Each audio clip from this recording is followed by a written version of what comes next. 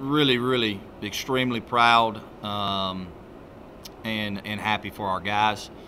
They deserved it. Our players deserved that because you know, the biggest thing that we focused on coming into this game is the same two words we've been talking about for the previous 3 weeks, is energy and effort.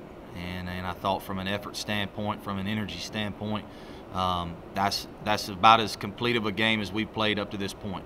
Now the good thing is I think that there's a little bit more. I think there's a lot more in that tank. I still don't think you've seen the best that this football team has to offer. But you know, tonight, fortunately for us, it was good enough. It was good enough, and I'm just super proud for those guys.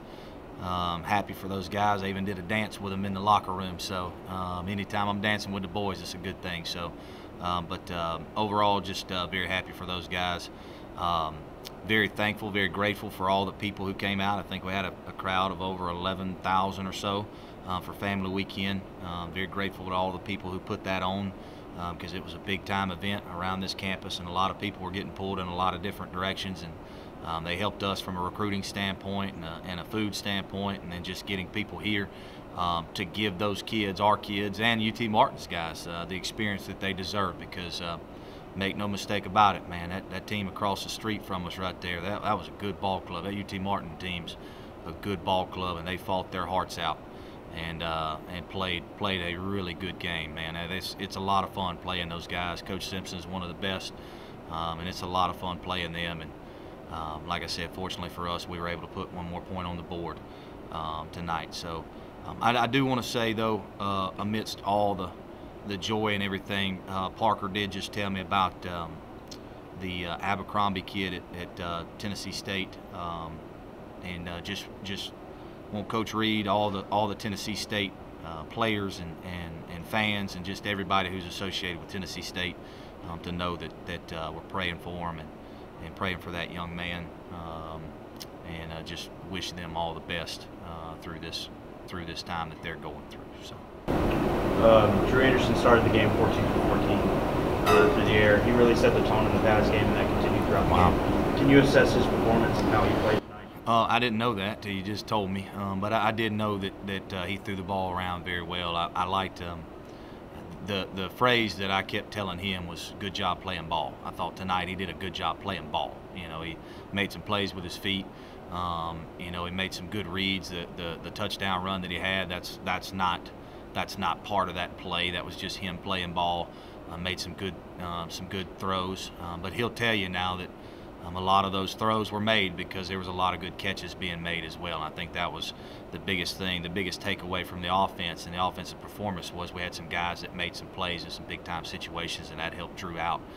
But it was fun to see him slinging around a little bit. UT Martin, second half team, did it against Austin Peay. Yeah. They're driving 4th and 4 at the 22.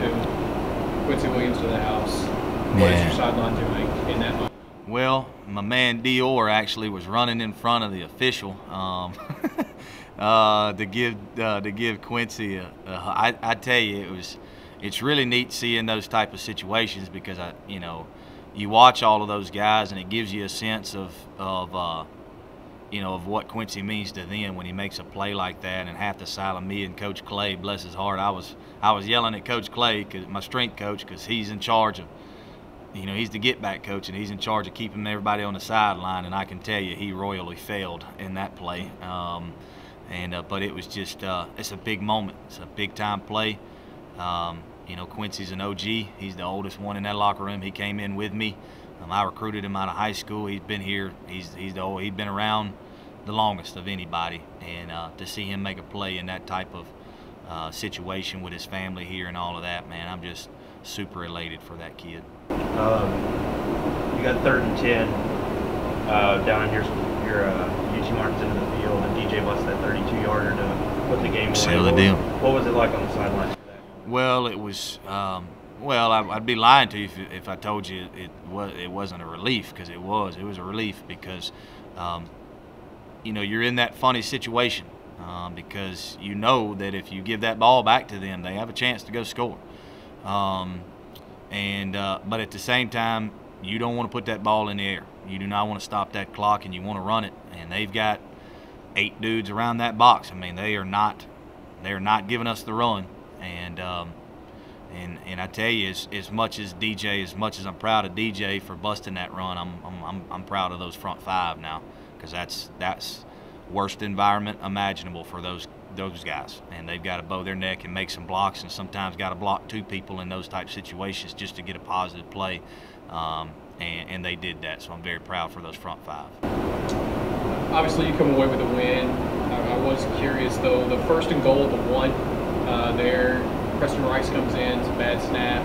Are you thinking on that play he's probably big enough to get in there and get a dive for an easy touchdown? Yeah. So, yeah, that's just a little jumbo package that we had for him, and it's just a simple power play, a down kick play, and it just and really and truly it wasn't a bad snap. Just went through his hands. Just bless his heart, just went through Preston's hands, and Preston's brother coaches for UT Martin, so that was his his package and all of that. So, we'll still come up with some fun things to do with Preston. By no means does that deter me from using him. It just one of them freak deals goes right through his hands, and but we'll come up with something else to do with it. Malik Honeycutt's got 200 yards receiving in his last 2 games. Just wow. Talk about how much he's been added to this offense and what he brings to the table. Yeah, he's just a dynamic player. He's one of those that he's one of those that you have to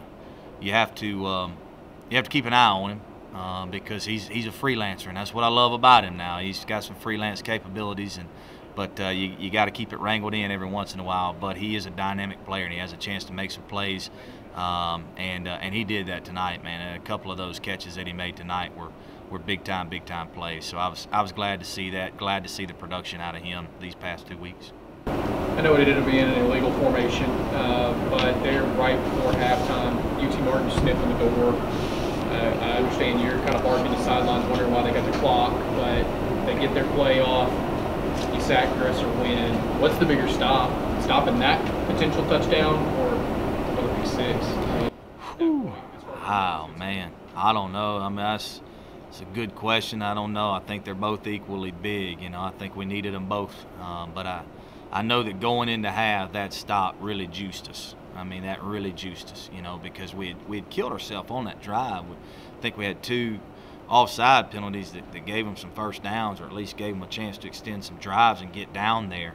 And and I told the defense at halftime, man, I went over there and Coach Johnson was making his adjustments, and I patted all of them on the head, and I said, hey man, that's big boy football now. That's big boy football right there. That's grown men stuff. You get down on the 1-yard line, and last play before half, and that's if they score, now all of a sudden they take the momentum, we hold them out, we take the momentum, we hold them out, and we took the momentum, and that was big for our ball club and big for the defense. So how that compares to the pick 6, I don't know. They were both.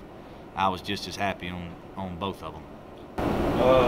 Talk about your emphasis on the run defense coming into today's game.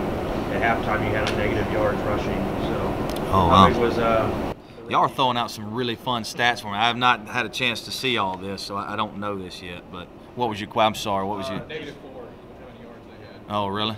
How much was an emphasis on the run defense to come into the game? It's always. I mean, that's Coach Johnson's MO. If you ask him, hey, what are you trying to do defensively? He's going to tell you, I want to try to kill the run and then keep all the big plays and limit all the big plays. And I tell you, that's what I'm more excited about. Obviously, I guess we did a good job in killing the run, but we're not giving up big, huge plays. The only one that I remember is the big post over the top at, their last drive right there. That was kind of the only big play that they had, and that's what I'm more encouraged about, is our ability to stop the run, but also not let people behind us. And if we'll continue to do that, we'll continue to grow as a defensive unit. Was this the type of offensive attack that you wanted to see from your team, as far as like pace of game? And so I know you said you always wanted to run fast. Yeah, I mean it was better. It was better. Obviously in the second half, it just changed. Our whole MO changed a little bit, especially in the fourth quarter. Our guys, they like to go at an up-tempo pace. They like to. They like to have that freedom a little bit, because you don't have to think as much when you're going at that pace. We knew we were going to have to do it tonight, because UT Martin does the same thing now, and they try to go a little bit faster. So we're getting there. You know, we're not there. We haven't arrived. Again, we've got a lot of things that probably are bad on tape.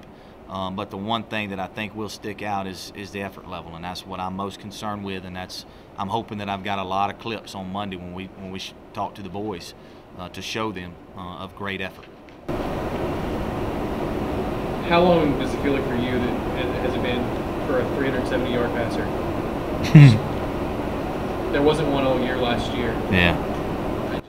I mean, you've been waiting a while. Yeah, you know me well enough. Yeah, that's the reason why you asked that question. It feels like a long time. It's, you know, and obviously anybody knows me. That's when I'm in my comfort zone, when that dude's out there and he's making some plays and running around and throwing that ball around. Just because, you know, I use that to lighten the box to run. You know, I use that to be able to run the football, not vice versa. And anytime you can do that, you have a chance to run that football a little bit better. So it gave me a little bit more comfort on the sideline, put it to you that way.